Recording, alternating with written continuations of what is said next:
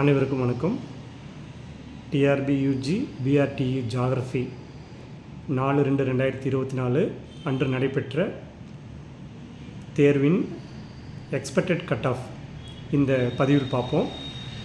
இப்போ unique academy 2021 முதல் 25 ஆண்டுகள், அதாவது 98 முதல் இயங்கி வருகிறது. 2021 முதல் டிஆர்பிக்கான பயிற்சி வழங்கி வருகிறது. ஸோ இப்போ 25 ஆண்டு காலமாக மிக சிறப்பாக பயிற்சி வழங்கும் யூனிக் அகாடமி 2001 to 2006 வரைக்கும் இங்கே படித்த மாணவர்கள் 12,000க்கும் மேற்பட்ட மாணவர்கள் இங்கே படித்து டிஆர்பியில், அதாவது டிஆர்பியில் ஒர்க் பண்ணிகிட்ருக்காங்க. அது ஒரு 6,000 பேர் ஹச்எம் ஏஹெச்எம்மாக இருக்காங்க. ஸோ பல்வேறு துறைகளில் யூஜி அப்படின்றது 2001 முதல் 2006 வரைக்கும் இருந்தது. அப்புறம் 2007 ஒரு கால்ஃபர் முடிஞ்சது. அப்புறம் ஆட்சி மாறினதுனால சீனியாரிட்டி போட்டிருந்தாங்க. மீண்டும் 2011 டெட்டு ஆசிரியர் தகுதி தேர்வு 2011 2012 டெட் தேர்வு எழுதின உடனே டேரெக்டாக போஸ்டிங் போட்டிருந்தாங்க. ஸோ 2013 முதல் இதுவரை இந்த டிஆர்பி யூஜி அப்படின்ற தேர்வு 10 ஆண்டு காலமாக நடைபெறவே இல்லை. டெட்டு மட்டுமே இருந்தால் போதும் என்று நினைத்து கொண்டிருந்த நிலையில் டெட் பாஸ் பண்ண பிறகு இன்னொரு தேர்வுன்றது முதன்முறையாக எல்லாமே எழுதுகிறார்கள். ஸோ அதே மாதிரி பார்த்திங்கன்னா அப்போ யூஜி டிஆர்பி அப்படின்னு வரப்போ ஜியாகிரஃபியில் கிளாஸ்க்கு வரதே ஒரு 4 பேர் 5 பேர் தான் இருப்பாங்க. ஏன்னா ஜியாகிரஃபியில் படித்த மாணவர்கள் மிகவும் குறைவு.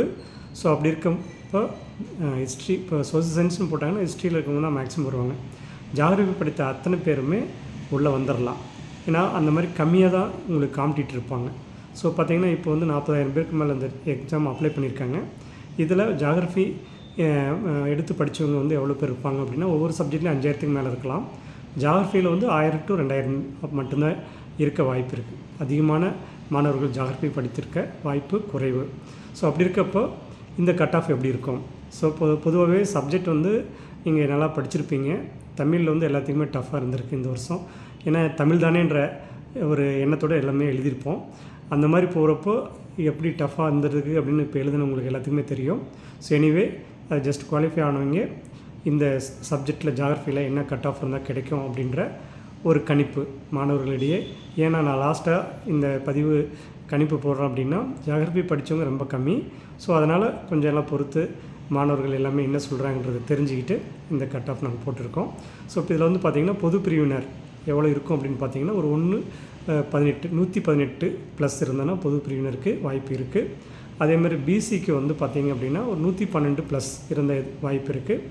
அதே மாதிரி பிசிஎம் ஒரு 110 ப்ளஸ் இருந்தால் வாய்ப்பு இருக்குது. எம்பிசி ஒரு 105 ப்ளஸ் இருந்தால் எதிர்பார்க்கலாம். அதே மாதிரி எஸ்சி பார்த்திங்க அப்படின்னா ஒரு 100 ப்ளஸ் இருந்தால் எதிர்பார்க்கலாம். அதே மாதிரி எஸ்சி ஒரு 95 ப்ளஸ் இருந்தால் எதிர்பார்க்கலாம். எஸ்டி 90 ப்ளஸ் இருந்தால் ஜியாகிரஃபியில் எதிர்பார்க்கலாம். ஸோ என்னென்னா ஹிஸ்ட்ரி அண்ட் ஜியாகிரஃபி பொறுத்த வரைக்கும் எப்பயுமே சப்ஜெக்ட் தேர்வு உங்களுக்கு ஈஸியாக இருக்கும். இந்த டைம் பார்த்திங்கன்னா பொதுவாகவே எல்லாத்துக்கும் கொஞ்சம் டஃப் அப்படின்ற மாதிரி இருக்குது. பட் இருந்தாலும் comparing to other subject history geography கொஞ்சம் ஈஸியாக தான் இருக்குது. அதே மாதிரி தமிழ் தான் ரொம்ப டஃப்பாக இருந்தது. ஸோ இனிமேல் இந்த தேர்வில் வெற்றி பெற்றவங்க ஓகே, வெற்றி பெறாதவங்க தமிழுக்கும் முக்கியத்துவம் கொடுக்கணும். அதே மாதிரி இப்போ பாருங்கள், ஹிஸ்ட்ரி ஜியாகிரஃபி படித்தவங்களுக்கெல்லாம் டிஎன்பிசி குரூப் 4, குரூப் 1, குரூப் 2 இந்த மாதிரி அடுத்தடுத்து நிறைய தேர்வு இருக்குது.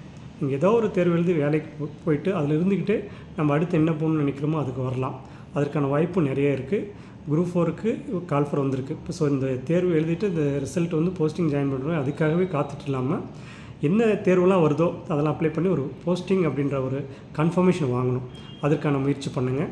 அடுத்த ஒரு பதிவில் சந்திப்போம். All the best. நன்றி, வணக்கம்.